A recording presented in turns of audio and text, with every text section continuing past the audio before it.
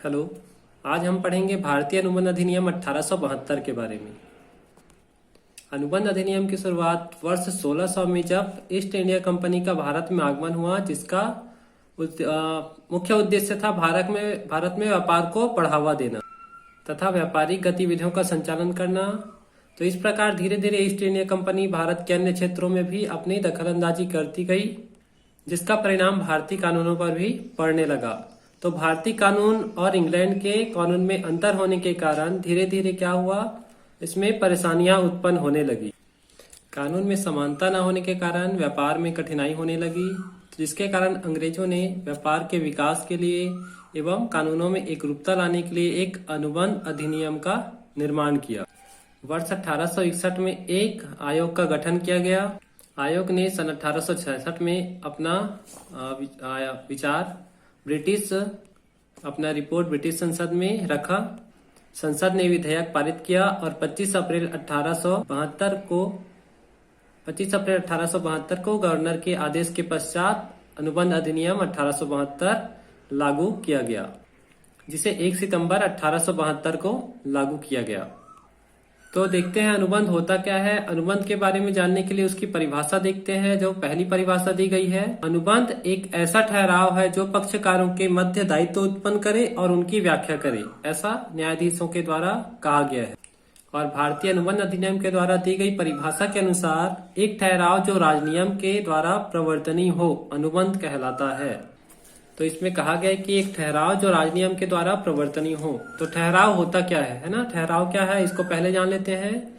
ठहराव से आशय है किसी वचन को या किसी कार्य को पूरा करने के लिए दो पक्षकारों के मध्य क्या करना, किसी बात को करने या न करने वचन रखता है ना, जिसमें एक पक्षकार प्रस्ताव करता है तथा दूसरा पक्षकार क्या करता है, उसकी स्वीकृति करता है। तो प्रस्ताव तथा उसकी स्वीकृति दोनों मिलकर क्या होता है, ठहराव। और ठहराव का राजनियम द्वारा प्रवर्तनीय होना अनुबंध कहलाता है। तो राजनियम द्वारा प्रवर्तनीय होने से आशय कानून के द्वारा मान्य होने से है। ठीक है। अगर विस्तृत रूप से देखा जाए तो अनुबंध के अंतर्गत 3 बातें हैं। सबसे पहली है कि पक्षकारों के मध्य ठहराव होना, है ना। तो अनुबंध होने के लिए सबसे पहले पक्षकारों के मध्य ठहराव होना चाहिए, उनके बीच प्रस्ताव तथा स्वीकृति होनी चाहिए। दूसरी बात है कि ठहराव द्वारा दायित्व का उत्पन्न होना। तो ठहराव करना मात्र ही अनुबंध के लिए आवश्यक नहीं है, बल्कि उस ठहराव के द्वारा दायित्व का भी उत्पन्न होना आवश्यक है। दायित्व के उत्पन्न होने से आशय है कि किसी कार्य को करने के लिए किसी भी एक व्यक्ति या दोनों व्यक्ति को दायित्व पूरा करना। फिर तीसरा है दायित्व का राजनियम द्वारा प्रवर्तनीय होना। तो दायित्व का राजनियम द्वारा प्रवर्तनीय होना चाहिए। ऐसा कोई भी कार्य करने के लिए ठहराव नहीं करना चाहिए जो कि गैर कानूनी हो, बल्कि वो कार्य कानून के द्वारा मान्य होना चाहिए, तभी वो राजनियम के द्वारा प्रवर्तनीय कहलाएगा।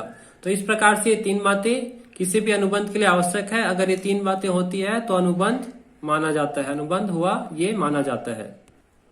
इस प्रकार से अनुबंध होने के लिए कौन कौन से आवश्यक लक्षण होने चाहिए, इसके बारे में मैं आप लोगों को बताना चाहता हूँ। तो अनुबंध होने के लिए आवश्यक लक्षण क्या क्या होते हैं, देखते हैं क्रम से। पहला लक्षण है इसका ठहराव, है ना। ठहराव पहले भी मैं आप लोगों को बता चुका हूं कि अनुबंध के लिए ठहराव का होना आवश्यक है। तो ठहराव सबसे आवश्यक लक्षण है किसी भी अनुबंध के होने के लिए, जिसके अंतर्गत प्रस्ताव और उसकी स्वीकृति होनी चाहिए। फिर है दूसरा पॉइंट है कि पक्षकारों में अनुबंध करने की क्षमता होनी चाहिए। तो पक्षकारों में अनुबंध करने की क्षमता से आशय है कि पक्षकार जो अनुबंध कर रहे हैं, दोनों पक्षकार या 2 से अधिक पक्षकार, उनमें अनुबंध करने की योग्यता होनी चाहिए। उसके लिए वो अयोग्य घोषित ना हो, है ना। जैसे थोड़ा बहुत मैं एग्जांपल दे देता हूं कि जो अनुबंध करने के लिए पक्षकार है वो वयस्क होने चाहिए, उनकी मानसिक स्थिति सही होनी चाहिए। ठीक है। और किसी भी कानून के द्वारा वो किसी प्रकार से अनुबंध करने के लिए अयोग्य ठहराए न गए हो। तो इस प्रकार से पक्षकारों के लिए योग्य होना, अनुबंध करने की योग्य होना आवश्यक है। अब देखते हैं तीसरा पॉइंट है। तीसरा, पक्षकारों की स्वतंत्र सहमति। तो पक्षकारों की स्वतंत्र सहमति से आशय है कि जिन पक्षकारों के मध्य ठहराव हो रहा है वो उनकी सहमति स्वतंत्र होनी चाहिए, है ना। उनको किसी भी प्रकार का दबाव या डरा धमका कर काम नहीं करवाना चाहिए, अपनी बात नहीं मनवानी चाहिए। जैसे एक पक्षकार ने किसी को कहा कि मेरे लिए तुम क्या ये सामान मार्केट से, बाजार से ला सकते हो, तो वो बोलता है हाँ ला सकता हूँ।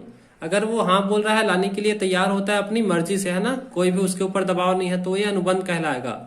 लेकिन अगर उसका मन नहीं है और आप उसको डरा धमका कर या लालच देकर, है, डराने धमकाने के साथ साथ अगर लालच देकर कि मेरे लिए ये सामान लाओगे तो मैं आपको 10 रुपए दूंगा, तो ये इस प्रकार का लालच भी नहीं होना चाहिए। वो अपनी मर्जी से उसके लिए तैयार होना चाहिए, तो ये स्वतंत्र सहमति के अंतर्गत आएगा। फिर चौथा पॉइंट आता है विधिपूर्ण प्रतिफल एवं उद्देश्य। तो विधिपूर्ण नाम से स्पष्ट है, विधिपूर्ण मतलब कानून के द्वारा मान्य प्रतिफल होना चाहिए। कोई भी अनुबंध करने से उसका जो प्रतिफल प्राप्त होता है ना, प्रतिफल मतलब उस काम को पूरा करने से जो भी परिणाम प्राप्त होते हैं, तो वो परिणाम कानून के द्वारा मान्य होने चाहिए, है ना। गैर कानूनी कोई भी प्रतिफल प्राप्त नहीं होना चाहिए, परिणाम उसके गैर कानूनी नहीं होने चाहिए, ठीक है।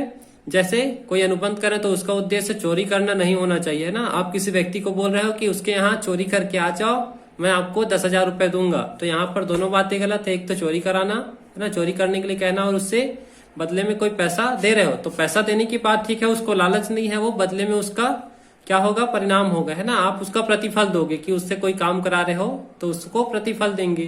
तो इस प्रकार से जो अनुबंध का उद्देश्य है वो उचित होना चाहिए। फिर पांचवा आता है ठहराव स्पष्ट रूप से व्यर्थ घोषित ना किया गया हो। तो कोई भी ठहराव जो किया जा रहा है वो स्पष्ट रूप से व्यर्थ घोषित न किया गया हो, है ना। जैसे चोरी करने का काम है वो स्पष्ट रूप से व्यर्थ है, किसी को धोखा देने का काम है वो स्पष्ट रूप से व्यर्थ है, या किसी के कार्य में बाधा उत्पन्न करने वाले ठहराव तो नहीं है, है ना। या किसी ऐसे व्यक्ति के द्वारा जिसकी मानसिक स्थिति ठीक नहीं है उसके द्वारा भी कोई कार्य करवाना, ये भी ठहराव नहीं कहलाएगा या अनुबंध नहीं बन पाएगा। तो ऐसा कोई भी काम नहीं होना चाहिए, ठीक है। तो इस प्रकार से ठहराव स्पष्ट रूप से व्यर्थ घोषित न किया गया हो, ये आवश्यक है। फिर अगला लक्षण है इसका छठवां, ठहराव लिखित प्रमाणित एवं पंजीकृत होना, ठीक है। यदि किसी विशेष अधिनियम द्वारा अनिवार्य हो तब पंजीकृत हो सकता है, नहीं तो ठहराव को लिखित या प्रमाणित होना आवश्यक है। तो ठहराव लिखित होना चाहिए तभी वो मान्य होगा, है ना। मौखिक रूप से अगर कोई ठहराव किया जाता है तो वो कानून के समक्ष किसी बात प्रस्तुत करने के लिए मान्य नहीं होगा, ठीक है। आप किसी को कोई बात कहे हैं कि मुझे ये जमीन खरीदनी, आप जमीन खरीदने के लिए उससे सौदा किए, 10,000 रुपए उसको भुगतान कर दिए, बाद में वो जमीन बेचने के लिए तैयार नहीं होता है, तो ऐसी स्थिति में अगर आपके पास कोई लिखित सबूत नहीं है ना, लिखित रूप में साक्ष्य प्रस्तुत आप नहीं कर पाएंगे, तो आपका वाद प्रस्तुत नहीं हो पाएगा। अब आगे देखते हैं अनुबंध का वर्गीकरण, है ना। अनुबंधों को कितने भागों में बांटा गया या कैसे उसका वर्गीकरण किया गया है। तो सबसे पहले देखते हैं क्या दिया है। सबसे पहले दिया है व्यर्थ अनुबंध। व्यर्थ अनुबंध मतलब राजनियम के द्वारा प्रवर्तनीय ठहराव को अनुबंध कहते हैं। ये तो हम सबको पता है कि ऐसा ठहराव जो राजनियम के द्वारा प्रवर्तनीय हो अनुबंध कहलाता है। लेकिन अगर उसको कानून के द्वारा पहले से व्यर्थ घोषित किया गया है तो उसको व्यर्थ अनुबंध कहेंगे, ठीक है। या कोई ऐसा ठहराव जो पहले तो वैध था लेकिन उसको करने के पश्चात किसी कारणवश वो व्यर्थ हो जाता है तो उसको व्यर्थ अनुबंध कहा जाएगा। इसके अंतर्गत किसी अस्वस्थ मस्तिष्क वाले व्यक्ति के द्वारा काम करवाना, है ना, या किसी कार्य में रुकावट डालना, जैसे किसी के विवाह में, व्यापार में रुकावट डालना, या कोई विधिपूर्ण कार्यवाहियों में रुकावट डालना, है ना, न्यायालय की कार्यवाहियों में रुकावट डालना, ये सब व्यर्थ अनुबंध के अंतर्गत आते हैं। दूसरा है व्यर्थनीय अनुबंध। तो व्यर्थनीय अनुबंध क्या होते हैं, हम सभी जानते हैं या अभी पढ़े हैं कि अनुबंध में 2 या 2 से अधिक पक्षकार होते हैं और उनकी स्वतंत्र सहमति से अनुबंध पूरा होता है। तो अगर किसी अनुबंध में कोई एक पक्षकार, है ना, अन्य पक्षकारों को छोड़कर कोई एक पक्षकार या एक से अधिक पक्षकार उस अनुबंध को करने के लिए अपनी सहमति प्रदान नहीं करते हैं या स्वतंत्र रूप से सहमत नहीं होते हैं, मना कर देते हैं, तो ऐसी स्थिति में वो अनुबंध व्यर्थनीय हो जाता है। फिर तीसरा आता है अवैध अनुबंध। अवैध अनुबंध नाम से स्पष्ट है कि कानून के द्वारा जो वैध नहीं माना गया है वो अवैध अनुबंध है। तो ऐसा कोई अनुबंध करना जो कानून के द्वारा मान्य नहीं है, तो ऐसे अनुबंध को अवैध अनुबंध कहा जाएगा, ठीक है। फिर चौथा आता है वैध अनुबंध। तो वैध अनुबंध ऐसे सारे अनुबंध जो कानून के द्वारा मान्य है या कानून के द्वारा करने के लिए किसी प्रकार की कोई रुकावट नहीं की गई है ना, इसके लिए कोई भी प्रतिबंध नहीं है, तो ऐसे कोई भी अनुबंध जो कानून के द्वारा मान्य है वैध अनुबंध कहलाते हैं। फिर पांचवा दिया है अप्रवर्तनीय अनुबंध। तो अप्रवर्तनीय क्या होगा, जैसे कोई अनुबंध कानून के द्वारा या राज नियम के द्वारा प्रवर्तनीय नहीं है तो वो अप्रवर्तनीय अनुबंध कहलाएंगी, भले ही वो वैध क्यों ना हो, है ना। तो कोई भी अनुबंध अगर वो वैध है लेकिन कानून के द्वारा मान्य नहीं है, राज नियम उसको प्रवर्तनीय नहीं करता है, तो वो अप्रवर्तनीय अनुबंध कहलाएंगे। फिर छठवा है आरामता व्यर्थ अनुबंध।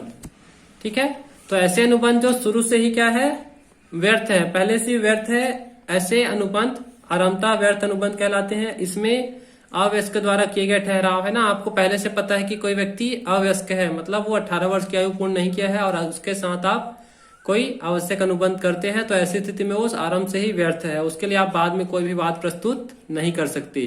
फिर अगला दिया है प्रत्यक्ष अनुबंध। प्रत्यक्ष अनुबंध क्या होता है, तो जब अनुबंध की शर्तें प्रत्यक्ष रूप से लिखित या मौखिक शर्तों के द्वारा स्पष्ट होता है तो उसको प्रत्यक्ष अनुबंध कहते हैं ना। अधिकतर अनुबंध प्रत्यक्ष रूप से ही होते हैं। फिर है आठवां दिया है अप्रत्यक्ष अनुबंध। अप्रत्यक्ष अनुबंध जिसमें जब प्रस्ताव या स्वीकृति लिखित या मौखिक शब्दों द्वारा व्यक्त न होकर व्यक्ति के कार्यों द्वारा क्या होता है, स्पष्ट होता है या दिखता है ना।